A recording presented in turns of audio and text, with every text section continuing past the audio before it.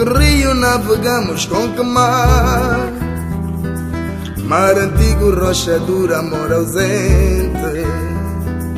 Com que pedra atiramos, com que flor? Mar viva, porto longe, sol ardente.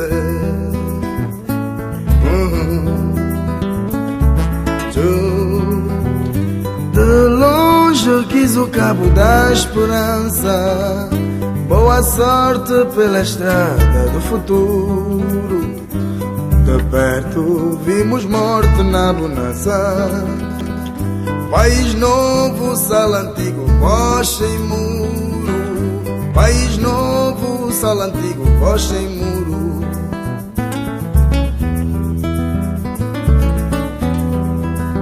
Com que raças, com que tribos, com que gente, sem nome, com passado, sem muralhas. Com que credos fizemos, com que sonhos, rosto livre, um cabo novo na batalha. Rosto livre, um cabo novo na batalha.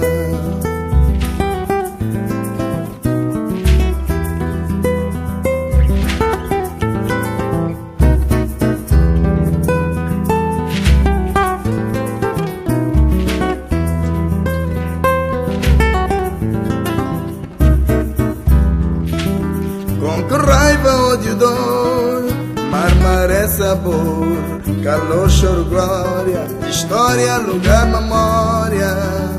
Para bem longe quis a rota do gigante, pouca fome nesta África esquecida. Tão perto foi o rombo na viagem, terra fresca, água pura, vida à vista.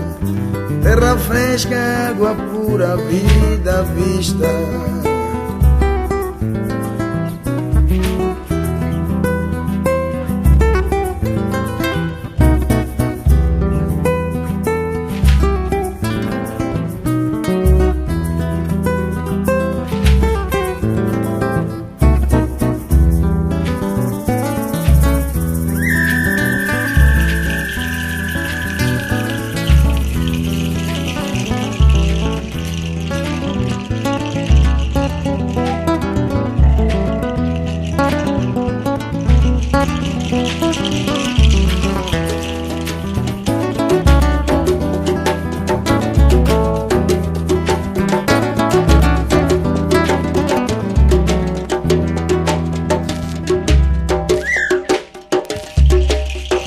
Vontade de beijar os olhos da minha pátria, de niná-la, de passar-lhe a mão pelos cabelos. Vontade de mudar as cores do vestido tão feias da minha pátria. Porque te amo tanto, pátria minha, eu que não tenho pátria, eu semente que nasci do vento, eu que não vou e não venho, eu que permaneço em contacto com a dor do tempo, eu, elemento de ligação entre a ação e o pensamento, eu, fio invisível no espaço de todos os adeuses, eu, o sem Deus. Agora chamarei a amiga que tu via e pedirei que peça ao rouxinol do dia, que peça ao sabiá para levar-te presto este avigrama. Pátria minha, saudades de quem te ama. Vinícius de Moraes. Pronto, as pessoas que não o conhecem é o Carlos Ferreira, Carlos Sérgio Monteiro Ferreira, não é? É natural de Luanda, portanto, e o escritor de Luanda há tempo inteiro, não é? Viveste sempre em Luanda, praticamente, bom, os períodos de intervalo curtos. Cássio, o que eu peço é que tu te apresentes, olha, que faças um resumo rápido da tua biografia literária. É sempre um bocado difícil a pessoa falar de si própria, né? Não é muito simpático. Eu, pelo menos, não fazer umas brigadas jovens de literatura, por exemplo, não foi? Não gosto muito, mas pronto. No meio da Revolução. Eu sou de 1960, portanto apanhei o processo da independência com 14, 15 anos. Os meus pais, o meu pai era português, mas pertencia já há muitos anos à oposição ao Salazar. A minha mãe é angolana, era angolana. O teu pai, Ainda, o teu pai teve que sair da Diamante para casar com a tua mãe, não é isso? pois, na altura, ele chegou a Angola em 1943 e não era permitido os altos funcionários ultramarinos casarem com senhoras africanas. Queres E dizer que então casou negros? a Diamante encostou à parede e disse que ou largava a Diamante ou largava a namorada, né? Que por acaso era de uma classe social superior à dele e tinha mais dinheiro que ele, né? Mas pronto, isso não valia o que valia, né? Pois. E ela era filha de um despachante cabo-verdiano que tinha saído de São Vicente em 1800 e tal e nunca mais voltou a Cabo Verde, morreu em Angola. E obviamente ele escolheu casar e largar a Diamante e a partir daí deu 2 anos aulas no Salvador Correia, no atual MUT, e depois abriu banca de advogado. Pois.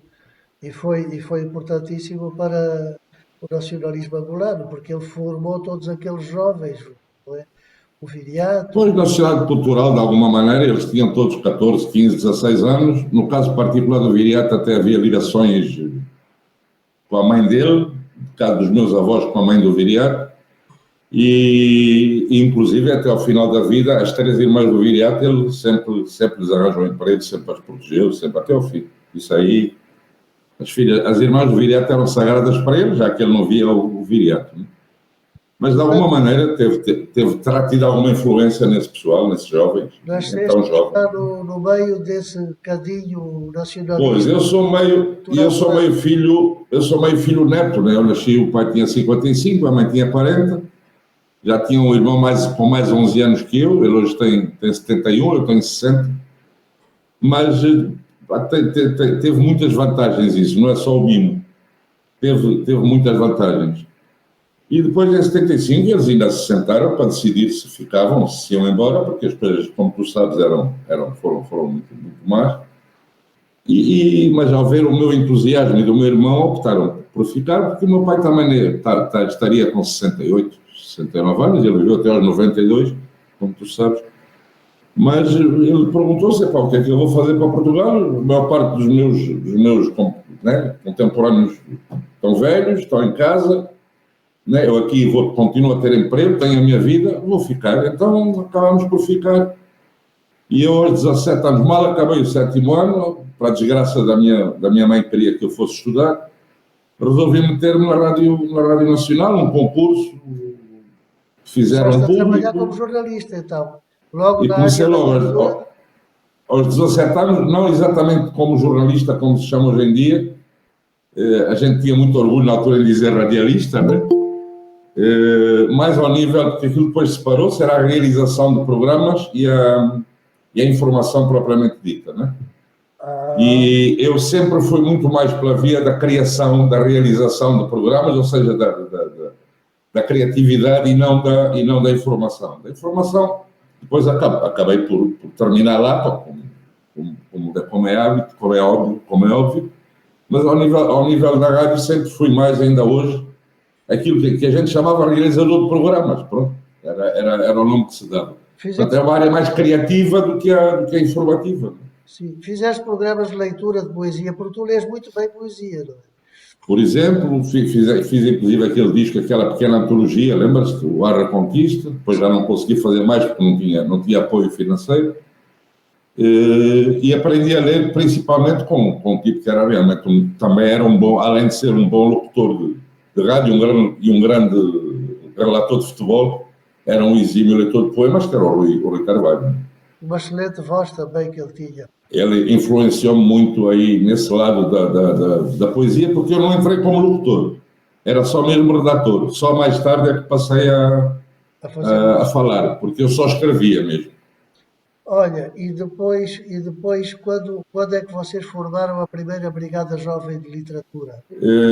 Isso coincide mais ou menos com a saída de três indivíduos. Era no caso do Boca, né? Que assina Tiago de Boca, né? O Joaquim Boavida, o Carlos São Vicente e eu que, de uma forma geral, sem ser combinado de alguma maneira, cada um na sua área, já na altura, estamos a falar de 80, tínhamos 20 anos, largámos a juventude do MPLA e criámos a Brigada Jovem de Literatura, né? Foi uma coisa independente. Normalmente, naquele tipo de regime, a Brigada Jovem é uma criação do partido. Vocês, pelo contrário, criaram-na fora do partido. Houve muita malta que criticava a dizer que aquilo era exatamente isso, era uma correia de transmissão do partido. Mais tarde por exemplo, entrou a Irene Neto. A verdade é que ali não foi exatamente assim, ou seja, como tu sabes, o Partido Único ali tinha coisas também muito contraditórias. Era capaz de impor maiores disparates e, ao mesmo tempo, dar-te uma margem para discussão que tu nunca sonharias que terias. E a verdade é que, de alguma maneira, nós fomos protegidos pela União de Escritores, aí claramente, o Luandino, o António Jacinto, desde o princípio que tomaram o nosso partido e não deixaram que o partido se intrometesse nisso, e depois com alguma vantagem, digamos, não sei se poderá chamar vantagem, né? A sociologia explica isso, mas o facto de eu ser filho de quem era, do Boca ser filho de quem era, isso também contou para não se meterem connosco, digamos assim. O pai dele era ministro da Justiça, o meu pai era o presidente da relação, eram dois tipos com quem o poder normalmente não se meteria, e depois com a entrada da Irene ajudou-nos muito, porque era a filha do presidente Agostinho Neto, que tinha acabado de morrer. Não? Pois. E de alguma forma isso permitiu realmente termos uma autonomia muito grande durante 3 anos, também não durou muito, até que apareceram logo, a gente também já sabe quem, começaram a querer criar porque, entretanto, na sequência disso, surgiram várias brigadas no país, né? Pois. Surgiu uma no Ambo, uma na Huila, uma em Benguela, e eles começaram a achar muita piada a isso, principalmente os meninos da Jota. E então acabaram por, 2 ou 3 escritores, que hoje estão aí, acabaram por criar uma nova brigada, porque nós extinguimos a brigada, nós fizemos um ato oficial em que extinguimos a Brigada Jovem de Literatura, e eles depois ficaram com a sede, que era no Centro Cultural Universitário de Angola, o antigo Colégio da Casa das Beiras, que hoje é mais conhecido por ser o Elinga, né? Mas o Elinga também começou, aquilo era o Centro Cultural Universitário de Angola, onde depois a banda do SOS, o Elinga, eu conheci... desculpa, o Elinga, só para quem não conhece, né? Não conhece. O Elinga Teatro é o principal grupo de teatro e, de certa maneira, grupo cultural. Ali em Luanda, creio que ainda hoje, não? Sim, de longe. E o mais profissional, né? Também pela longevidade que tem, não é? Pois.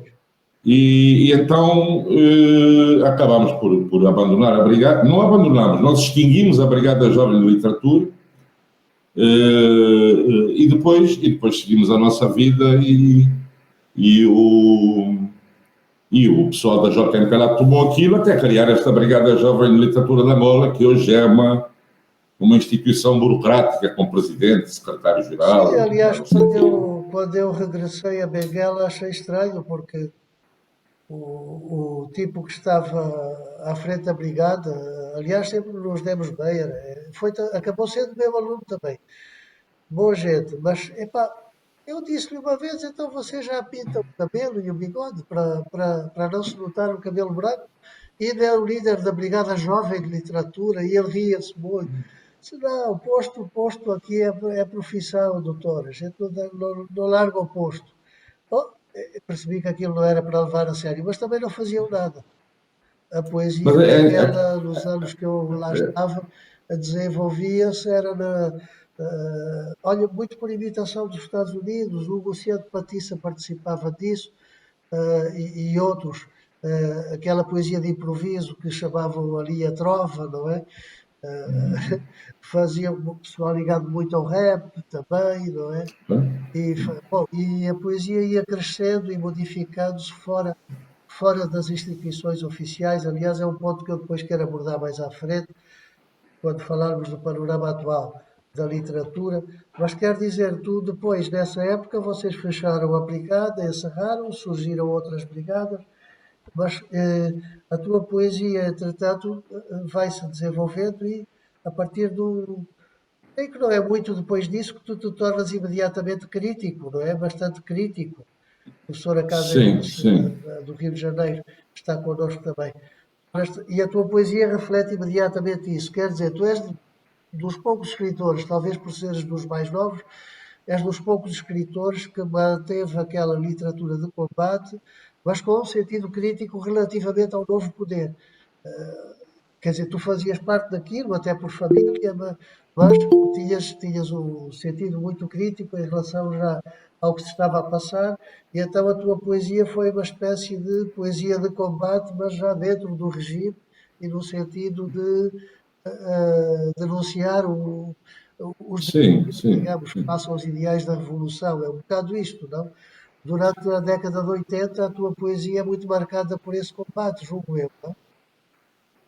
De 80 e 90, e digamos que em 80 ainda de uma forma muito ingênua, muito infantil. Há livros que eu hoje, obviamente, nunca publicaria, como o Projeto Comum número 1, mas era fruto da idade, era fruto do desafio que na altura o Luandino fez, porque o Luandino, nesse aspecto, foi muito, mais uma vez, repito, o Luandino e o Jacinto, basicamente, embora tivéssemos tido o apoio de vários escritores. Só para vos contar um episódio, houve uma altura, por exemplo, em que nós tínhamos a segurança ali, à porta da brigada, fizemos alguns debates, por exemplo, o meu pai fez lá 2 ou 3 palestras para provocar alguns debates, o Manuel Rui também participou, o mais velho Anhanga Chito, na altura, já começava a abrir um bocado a cabeça, também participou, e se não tivesse sido esse pessoal, acredito que nós tivéssemos tido problemas muito mais sérios, não tenho dúvida nenhuma. Eu acho que para a história fica um dia, quando as pessoas quiserem estudar isso, vai ser eventualmente a primeira associação, com toda a sua ingenuidade e ainda uma fase, porque os nossos 15 anos eventualmente corresponderão aos 23, 24 de um país normal, né? Foram aquele processo da saída da adolescência para a fase adulta foi em 2, 3 anos, foi muito acelerado. E amadureceu-nos muito, de alguma maneira. Mas, ao mesmo tempo, fruto da educação que o tipo trazia de casa, também nos dava esse sentido muito crítico de olhar para as coisas, principalmente quando a gente começava a perceber que a única defesa que havia era falar mal. Não havia um olhar para a frente, havia o falar mal. Pronto, era governar o país, era falar mal. E isso, obviamente, que tem a ver... eu estava a dizer que é a primeira associação com algum caráter democrático que aparece em Angola, depois da independência. Isso um dia há de ser estudado, não é? Valendo o que vale, não estou a dizer que aquilo era uma coisa muito importante, mas é a primeira estrutura que se junta e reúne, debate e discute coisas sem ter rigorosamente nada a ver com o poder. E, nesse aspecto, é preciso dizer que os escritores mais velhos, mesmo os ligados ao sistema, nos protegeram muitas vezes e apoiaram, inclusive porque apareciam lá, davam palestras, faziam debates connosco, portanto, apoiaram. Mas isso depois também tem a ver com a formação de casa. Eu tinha uma mãe católica, apostólica, romana, mas do Concílio Vaticano II, portanto, cabeça aberta, né? Casada com um homem de formação comunista, mas, se eu posso dizer isso, um tipo de formação democrática. Nunca achou que as coisas devessem ser impostas, né? E isso também ajudou muito, né?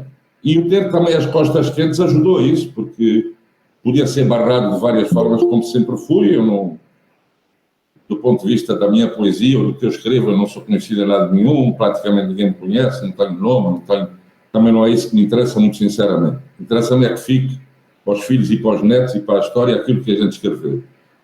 Mas teve muito a ver também com o facto de ter as costas quentes. Isso permitiu, em 82, por exemplo, escrever aquele poema que o Eduardo Paim musicou e que foi proibido logo de tocar, o Dizer Adeus.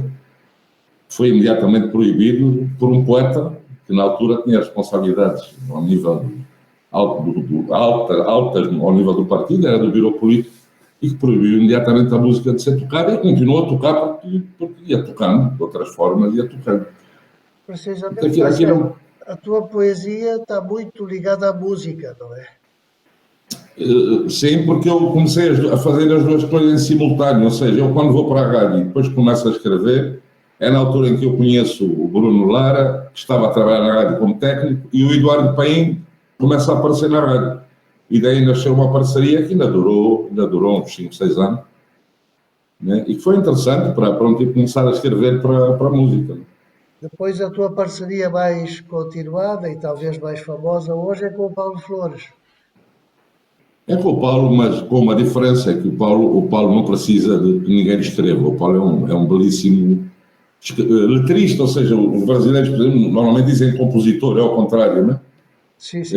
O Paulo não precisa que ninguém lhe faça letras. Agora, o Paulo, de uma maneira já gosta de musicar e tem um bocado de vaidade, porque ele diz que é a única pessoa que é capaz de musicar o que eu escrevo. É um bocado de exagero, é óbvio que não é verdade. Há duas parcerias que têm sido, embora ainda... Com o Paulo já há várias canções. Com a Aline Frazão já houve uma, que saiu num disco, vai haver agora outra, mas são as duas únicas parcerias, digamos, que sobraram depois disto tudo, porque também são pessoas que amadureceram muito, são pessoas que fazem música a sério, e eu também não estava disponível, nunca estive, para ir por a via do comércio e ganhar dinheiro, portanto, pela via da música. Cássio, quando tu começas a desenvolver mais a tua poesia, é um período em que cada vez há mais cubanos em Angola, os angolanos vão estudar para Cuba, há uma relação muito forte com Cuba, e Cuba tem uma literatura fortíssima que já os primeiros nacionalistas admiravam e seguiam, né? A literatura cubana, quer dizer, tocou-te de alguma forma como poeta? Não, sinceramente não. No meu Eras mais caso, ligado à francofonia, não? No meu caso, tocou muito mais a nova trova cubana do que a poesia propriamente dita. Ou seja, por culpa da rádio, eu habituei-me a ouvir muito mais o Milanês, o Silvio, esse grupo da nova trova, né? Ao nível da literatura, só mais tarde é que começa a descobrir depois o Lessama Lima, começa a descobrir outras coisas. A influência comigo, porque tem a ver também com a formação familiar e até com o ambiente da própria terra, porque na altura, do ponto de vista cultural, a França era o que era, não? É muito mais por aí, ou seja, o pai recebia muita literatura daqui, recebia, por exemplo, a Nouvelle Critique, recebia a revista da Associação de Cinema, recebia isso tudo, né? Tudo, porque a verdade é que esses livros, e já está aí uma pessoa que nos confirma isso, o Zé Gonçalves, esses livros acabavam por chegar a Luanda, como tu deves saber, e a Benguela se calhar também, acabavam por chegar e às escondidas, ou sem ser às escondidas, a verdade é que a gente tinha acesso. Então eu cresci a ler o Romain Rolland, o Jacques Christophe, a ler o Hélio Vittorini, ou seja, é um bocado, e o cinema que aparecia em Luanda também tinha muito a ver com isso, principalmente em 72, aparece, por exemplo, o Guerra e Paz, a versão soviética, o que era mais extraordinário, porque em Portugal estava proibido.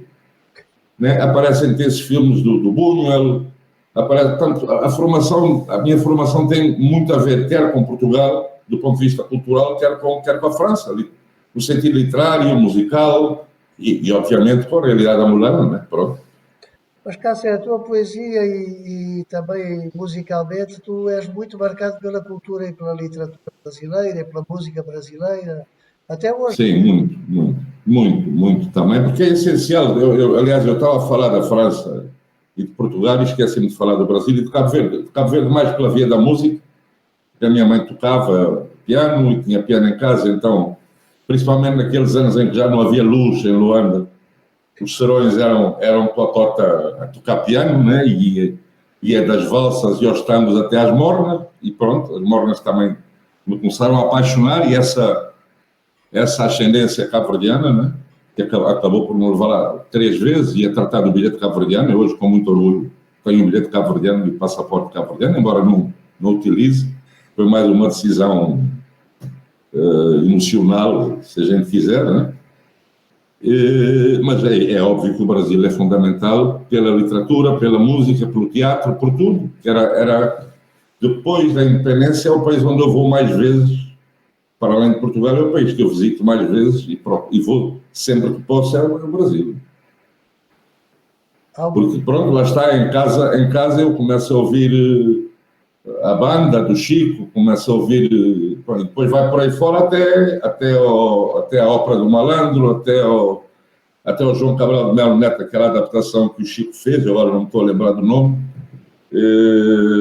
mas é fundamental, e os escritores, os poetas, o Ferreira Goulart, por exemplo, o Jorge Amado, obviamente, tinha que ser, o Graciliano Ramos. O meu pai enfiou-me isso tudo aos 14, 15 anos, e obviamente, junto com a música que eu trazia da rádio, o Brasil é fundamental depois também na minha formação, digamos. Pois. Cássio, é uma pergunta aí, do tempo do Partido Único. Circulava muita literatura russa por Angola, dada a influência Não, dos... não, rigorosamente nenhum. Aparecia o Reader's Digest dos soviéticos, que era o Sputnik, né? E mais umas coisas a sério, não, coisas a sério era mesmo em casa, ou seja, o pai tinha, né? E pronto, os irmãos Karamazov, os habituais, né? Pronto, digamos, Os que são habitualmente... não fugia muito disso, né? E pronto, isso de qualquer maneira acabou por me influenciar muito, o Brasil também, é evidente. Agora, nunca houve, mesmo no tempo do Partido Único, o que circulava, quer do ponto de vista de livros, quer do ponto de vista de música, era do Ocidente. Era do Ocidente. Pois, são os mais fortes, não é? Quer dizer, Até porque é importante lembrar, acho que é importante lembrar o papel coletivo, não vamos falar de nomes individuais. A União dos Escritores, na altura, tinha um poder político real, era um poder político real, e de alguma maneira os escritores, mesmo os mais ligados ao poder, aquilo sempre foi um espaço mais ou menos de mais liberdade, né? E isso permitiu fazer muita coisa e permitiu apoiar muita gente em termos de formação também. pois. Né? Porque, de facto, o poder não se metia com a União, porque a União era o poder também, né? Parcialmente, mas era o poder. É claro que isso, com a morte do presidente Agostinho Neto, começou a descambar por aí abaixo, né?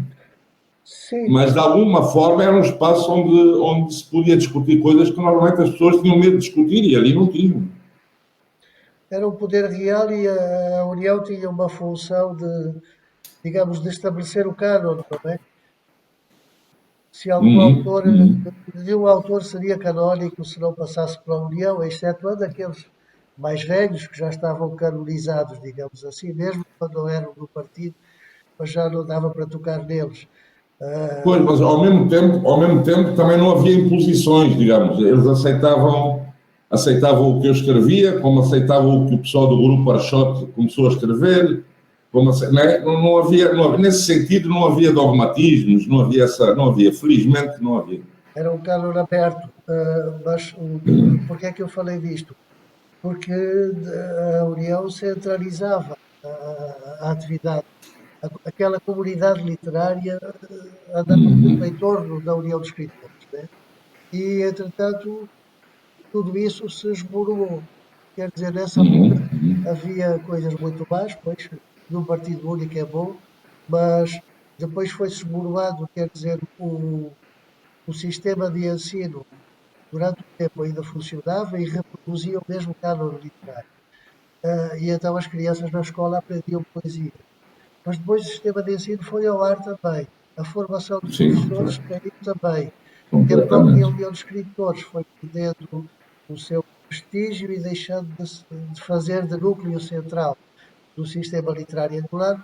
E então hoje temos um sistema, quer dizer, não temos sistema literário, temos uma Angola literária totalmente atomizada, não é? Temos grupos, autores independentes, e, portanto, muito difícil de descrever. Por um lado, ainda bem, porque a criatividade é muito maior e temos escritores muito diferentes uns dos outros e com histórias de vida completamente diferentes uns dos outros. Por outro lado, para um antologiador como tu, é um trabalho enorme conseguir. Tem que se ler muita gente, pessoas que nem é fácil encontrar as coisas que escrevem, e depois tem que se ter um critério no sentido do que é realmente poesia muito apurado, porque nos aparecem as coisas mais díspares, não é? Que possamos imaginar. E estou a falar disto porque essa é outra faceta da tua carreira, não é? Como apologiador, como crítico e até como incentivador de poetas jovens, não é? Eu sei que estás para fazer sair agora uma antologia, com a Irene Guerra Marques, não é? Creio que é uma refundação de uma antologia anterior publicada em Luanda, mas agora vai sair em Lisboa e tem muita gente nova essa antologia. Portanto, tu tens Sim. uma visão panorâmica muito completa do que é neste momento a poesia angolana. Pode parecer um bocado contraditório. Eventualmente, a poesia angolana, a um certo nível, vive alguns dos seus piores momentos, né? Mas, em simultâneo, e parecendo contraditório, porque aparece muito lixo, digamos assim. Ou seja, a abertura da União, e aí terá havido algum populismo, alguma demagogia, a abertura da União, escancarar as portas da União e permitir que entrassem uma série de pessoas porque publicavam um livro, foi em simultâneo e em função de uma total ausência de uma política cultural minimamente estudada, pensada, tal como ao nível da educação. Isso acabou por resultar que as artes plásticas, a música, a literatura começaram a surgir, a acontecer, começaram a ser em Angola uma espécie de um degrau para as pessoas subirem, digamos, na vida, né? E melhorarem a sua vida. E então a União realmente, numa certa fase, admitiu 2 dúzias de pessoas que não, pronto, são membros da União, mas em circunstâncias normais, digamos, que não seriam aceitos. E nesse sentido, então, sob o ponto de vista, por exemplo, do uso da língua portuguesa, sob o ponto de vista do uso das línguas nacionais, ou seja, se não se domina a língua portuguesa, não se domina nenhuma língua nacional, há aí uma amálgama que eu não sei exatamente o que é. A verdade é que foram sendo publicados, são dados como escritores e escritoras, e é um perfeito desastre. Mas, em simultâneo, há um núcleo de jovens que vai aparecendo. Alguns deles meteram-se num grupo chamado Levarte, por exemplo, e aí podemos encontrar 3, 4, 5 autores e autoras que estão na faixa dos 25, 24, 20, 27, que têm coisas muito interessantes. E do literário também, não é? Pois, do literário também. Eu lembrei-me mais do Levarte, mas do literário também. E é interessante porque é um bocado contraditório isso. Porque há uma mistura neste momento de coisas muito boas com coisas muito horríveis, inqualificáveis. Mas se calhar isso é comum em todos os países, mas no nosso caso é mais lixo porque o sistema de ensino todo se desagregou e porque, como tu disseste, a política cultural definida bom, e os jovens vão fazendo autoformação via internet. A internet foi para eles um veículo salvador, não é?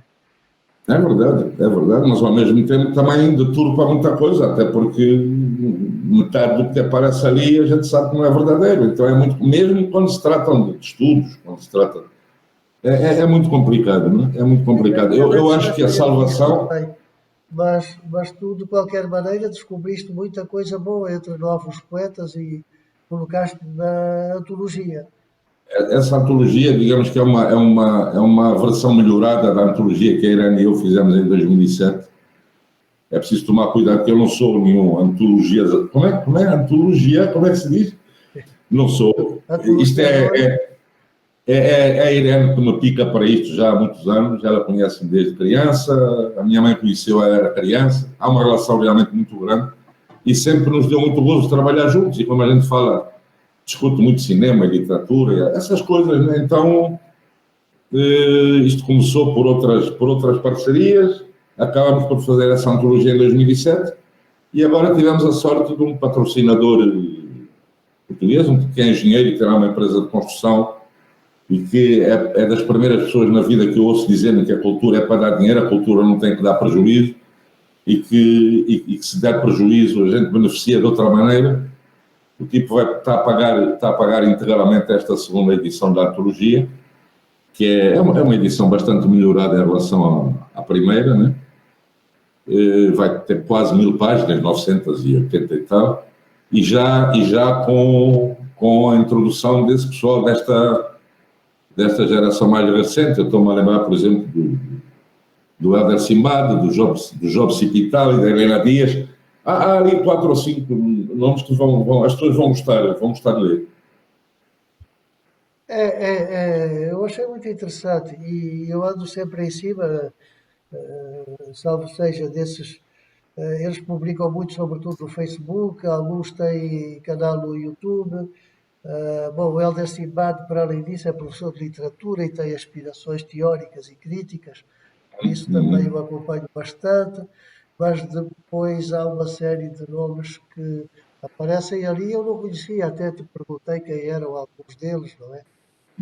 E que têm poesia boa, isso surpreendeu mais ainda. Isso é o tal pessoal que consegue atravessar a fronteira da internet e telefona para vários mais velhos, né? E chateia, e pede livros, e conversa, e pronto, são chatos como a gente era naquela altura também, né?